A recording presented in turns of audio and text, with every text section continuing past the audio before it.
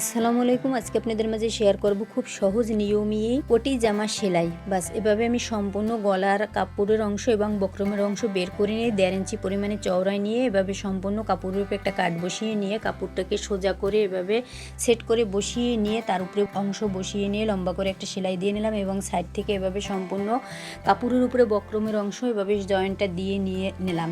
দুটোটা সাইডে আমি একই নিয়মে সেলাই দিয়ে নিলাম। এখন সাইড থেকে ভেঙে এভাবে সেলাই দিয়ে নিলাম। বাড়তি যে কাপড়টা আছে এভাবে সম্পূর্ণ কেটে নেব। এই কাপড়টা কাটার সময় আমরা খুব আলতা হাতে কাটবো যাতে আমাদের ভিতরে কোনো কাপড় বা বক্রম কেটে না যায়।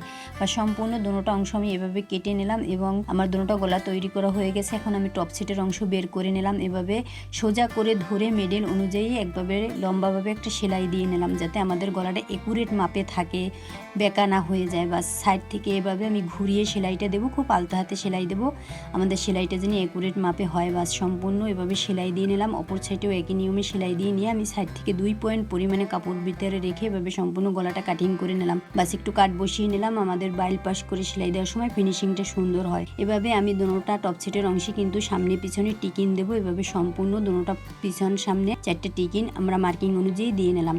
বাস এখন আমি কাদের ওখান থেকে একদম সোজা করে দুটোটা পিছনের পাট সামনের পাট ধরে আগে জয়েন্টটা দিয়ে নেব, দুটোটা সাইডে জয়েন্টটা দেব এবং এখানে কিন্তু ডাবল সেলাই দেব। সম্পূর্ণ সেলাই দিয়ে নিলাম। এখন আমি কাপড়টাকে টপ সেটের অংশ বাইল পাশ করে ধরে এখান থেকে একটা চাপ সেলাই দিয়ে নিলাম। এখন উল্টা পাশ করে আমি ধরে এখানে মেশিনের সাহায্যে কিন্তু আমি সেলাই দেবো। আপনারা চাইলে হাত দিয়েও তুরপিন করতে পারেন। বাস আমি এভাবে গলা তৈরি করে নিলাম। এখন আমি পিছনের পাটে জিপার বসাবো। এভাবে সোজা করে কাপড়টা ধরে মিডল অনুযায়ী কেটে নিলাম। এখন এখানে আমি কিন্তু কোনো কাপড় আগলা কাপড় লাগাবো না। এভাবে আমি 2 পয়েন্ট পরিমাণে কাপড় ধরে এভাবে ভেঙে সেলাই দিয়ে নিলাম। দুটোটা সাইডে একই নিয়মে সেলাই দিয়ে নিলাম। এখন এর উপরে আমি জিপার বসাবো। আমি কিন্তু কাটিংয়ের সময় এখান থেকে কাপড় বেশিও রাখি নাই। বাস এভাবে সম্পূর্ণ আমি দুটোটা সাইডে পিছনের পাশে সেলাই দিয়ে নিলাম। এখন আমি জিপারটাকে এভাবে ধরে সম্পূর্ণ এই জিপারটা লাগাবার সময় আমরা একটু খেয়াল করে দেখবো কতটুকু পরিমাণে ধরবো এবং সামনে যে বেশি কাপড়টা আছে এভাবে ভেঙে জিপারের অংশটাকে কাপড়ের উপরে এভাবে সেট করে ধরে খুব আলতা হাতে আমরা জিপারটা লাগাবো। জিপারটা যাতে সরে না যায়, একদম ভিতরেও না চলে আসে। এভাবে সম্পূর্ণ এক সাইডে আমি কিন্তু সেলাইটা দিয়ে নিলাম। এখন অপর সাইডে এভাবে ধরে আমি নিচ থেকে এখন আমি কিন্তু উপরে সেলাই দিয়ে যাব, তাহলে আমাদের সুবিধা হবে। নতুনদের বোঝার জন্য আমি এভাবে বোঝাবার চেষ্টা করছি। বাস আমি এভাবে সম্পূর্ণ সেলাই দিয়ে নিয়ে এখন যে বাড়তি জিপারের অংশটা আছে এভাবে ভেঙে তারপর আমরা সেলাইটা দেবো। এই সেলাইটা দেওয়ার সময় আমরা একটু খেয়াল করে দেবো। বাস সম্পূর্ণ আমি আর জিপারের অংশ লাগানো কমপ্লিট। এভাবে হয়েছে, কোনো কাপড় বেশি কম হবে না। এভাবে সম্পূর্ণ কমপ্লিট হয়ে গেছে। এখন আমি কাপড়টাকে এভাবে টপ সেটের অংশ রেখে এখন আমি এভাবে সম্পূর্ণ সাইডে আমি দুটো বেল্ট তৈরি করব।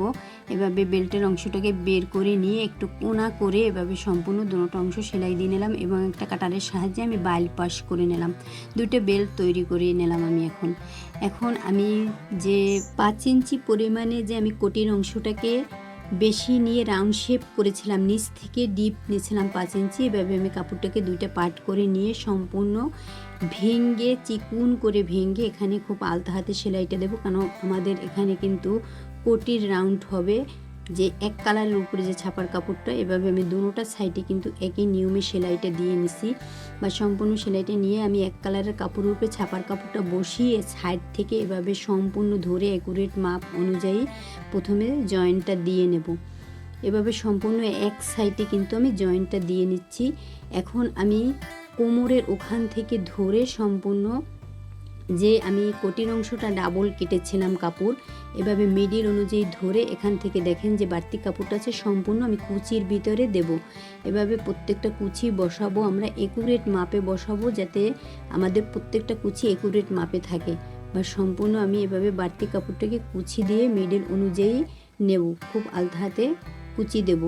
এভাবে সম্পূর্ণ মিডল অনুযায়ী কুচি দিয়ে নিলাম। অপর সাইডের কাপড়ের অংশটা, কোটের কাপড়ের অংশটা ছাপার কাপড়ের উপরে এভাবে মিডল অনুযায়ী বসিয়ে নিয়ে একই সঙ্গে কিন্তু কুচি দেব।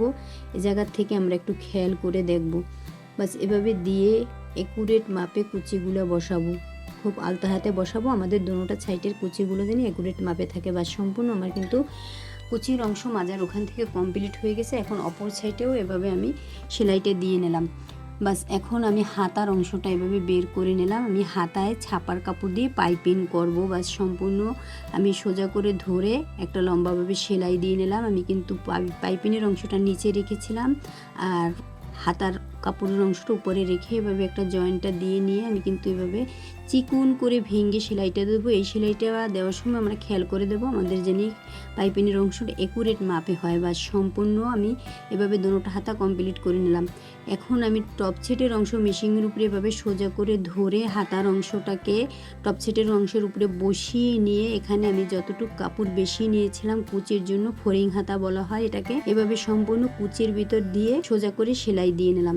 এখানেও ডাবল সেলাই দিয়ে নিলাম। বাস সেলাইয়ের পরে এরকমের হয়েছে। অপর সাইডের হাতাও কিন্তু একই নিয়মে আমরা তৈরি করে নেব। বাস সম্পূর্ণ দুটো হাতা আমি একই নিয়মে তৈরি করে নিলাম। এখন সাইড থেকে আমি আগে বেল্টটাকে টপ সেটের সামনের অংশে কিন্তু জয়েন্টটা দিয়ে নিলাম। দেখেন দুটোটা কিন্তু বেল্ট আমি সেলাই আগে দিয়ে নিচ্ছি। বাস এখন আমি সামনের পাটে এভাবে ধরে আমি কোটির যে অংশটা লাগিয়েছিলাম আগে সোজা করে ধরে আমি জয়েন্টটা দিয়ে নেব। অন্য যে জামা বানাই আমি কিন্তু আগে টপ সেটের অংশ সেলাই দিয়ে নিই। আমি কিন্তু এটা খোলা অবস্থায় মাজার অংশটা সেলাই দিয়ে নিলাম। এদিকটাও খেয়াল করে আমরা সেলাইটা দেব। এখন পিছনের পাটেও একই নিয়মে এভাবে ধরে সোজা করে ধরে একুরেট মাপ অনুযায়ী আমি টপ সেটের অংশ এবং নিচের ঘেরের অংশ এভাবে জয়েন্টটা দিয়ে নিলাম। এখন আমি সম্পূর্ণ জামাটাকে সোজা করে ধরে হাতার মুখের ওখান থেকে এভাবে মাপ অনুযায়ী আমরা সেলাইটা দিয়ে নেব। আর এই সেলাইটা দেওয়ার সময় খুব আলতা হাতে দেবো। আমাদের কাপড় যাতে ভিতরে কোনো ভাঁজ খেয়ে না থাকে এদিক খুব খেয়াল করব। মার্কিং অনুযায়ী আমরা যতটুকু কাপড় বেশি নিয়েছিলাম ততটুকু কাপড় ধরেই আমরা সেলাইটা দেবো। বাস এক সাইডে এভাবে সেলাইটা দিয়ে নিলাম, অপর সাইডে ওই একই নিয়মে সেলাই দেবো। আমি একটা ফুল তৈরি করব। এভাবে আমি 8 ইঞ্চি এবং 6 ইঞ্চি লম্বায় 8 ইঞ্চি 6 ইঞ্চি চওড়ায় এভাবে একটা কাপড় নিয়ে নিলাম। আর একটা কাপড় দুটোটা কাপড় একই মাপে একটা বড় একটা ছোট নিয়ে এভাবে সম্পূর্ণ ভাঁজ দিয়ে সেলাই দিয়ে নিলাম। বাস অপর সাইডে ছাপার কাপড়টাও এভাবে আমি ভাঁজ দিয়ে উল্টা পাশ করে ধরে কিন্তু এই সেলাইটা দেবো, কারণ এই কাপড়টাকে আমি উল্টো বাইল পাশ করে নেব। বাস দুইটা কাপড় এভাবে আমি সেলাই করে নিয়ে আমি বাইল পাশ করে নিলাম। আপনারা চাইলে যে কোনো কাটারের সাহায্যে সেলাই বাইল পাশ করে নিতে পারেন। এখন আমি এখানে একটা ফুল তৈরি করব। এই দিকটা আমরা একটু খুব খেয়াল করব, কারণ খুব সহজ নিয়মেই কিন্তু আমরা এই ফুলগুলো তৈরি করে জামায় বসাতে পারি। বাস সম্পূর্ণ আমি সোজা করে ধরে একদম মাঝ বরাবর একটা দাগ কেটে নিলাম বোঝার সুবিধার জন্য। এখন এভাবে আমি কুচির মতো দিয়ে একদম হাত দিয়ে ধরে এখান থেকে দেব। দেখেন আরেকটাও আমি দেখাই। এভাবে সম্পূর্ণ ধরে একটা মেশিনের সাহায্যে সেলাই দেবো। এখান থেকে সুই দিয়ে তুরপিন করতে পারেন আপনারা। এভাবে সম্পূর্ণ আমি মেশিন দিয়েই আমি সেলাইটা দিয়ে নিলাম। বাস একটা আমি কিন্তু তৈরি করে নিলাম। এরকমের হয়েছে। সেলাই পরে আমি আর একটা ছাপার কাপড়ও এভাবে সম্পূর্ণ ভাঁজ দিয়ে এরকমের ফুলের অংশটাকে তৈরি করে নেব। খুব সহজেই আপনারা ঘরে বসে কিন্তু এগুলো তৈরি করতে পারেন। বাস এরকমের হবে। বাস দুটোটা সেলাই করে নিলাম। এখন জামাটা সম্পূর্ণ আমার কমপ্লিট হয়ে গেছে। এরকমের হয়েছে। কুচিগুলো কিন্তু একুরেট মাপে আছে দেখেন। বাস এভাবে সম্পূর্ণ এখন আমি ফুলের অংশটাকে বসিয়ে নেব। দেখি কীরকমের হয়েছে, কুচিগুলো একুরেট মাপে আছে কিনা দেখে এভাবে সম্পূর্ণ ফুলের অংশটা এভাবে রেখে দেব।